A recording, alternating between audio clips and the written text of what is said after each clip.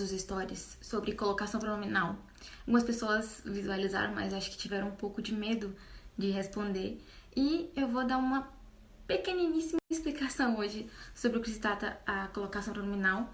Já postei lá no feed, eu fiz um post, né, explicando um pouquinho sobre colocação pronominal, né, sobre próclise, mesóclise e ênclise. Então, vão comigo, que nos próximos stories eu vou explicar rapidamente, bem pouquinho, pra gente poder entender.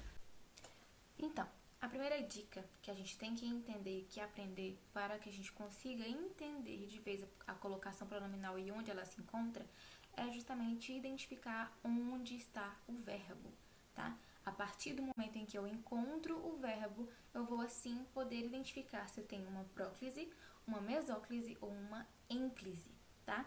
Antes de a gente saber aprofundadamente quais são os pronomes oblíquos átonos que fazem parte da colocação pronominal, a gente vai esclarecer um pouquinho sobre do que se trata justamente a próclise, a mesóclise e a ênclise. Então, segue o fio. Na próclise, o pronome oblíquo átono, ele vai vir anterior ao verbo. Na mesóclise, ele virá no meio do verbo.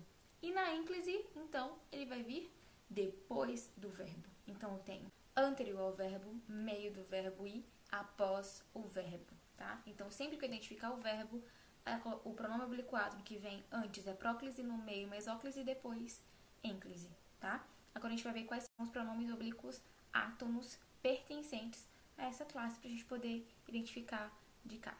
Então, os pronomes oblíquos átonos que nós temos vão ser me, te, se, nos, vos, o, a, os, as, lhe, lhes, lo, lá, los, las, no, na, nos, nas, tá?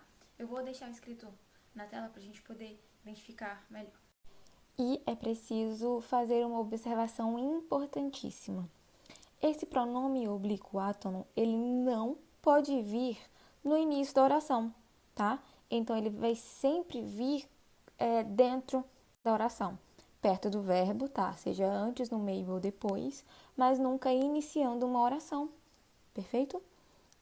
Espero que vocês, com essa explicação agora, possam voltar lá nos stories e sem medo de errar, marquem lá pra gente, tá? Beijo, obrigada.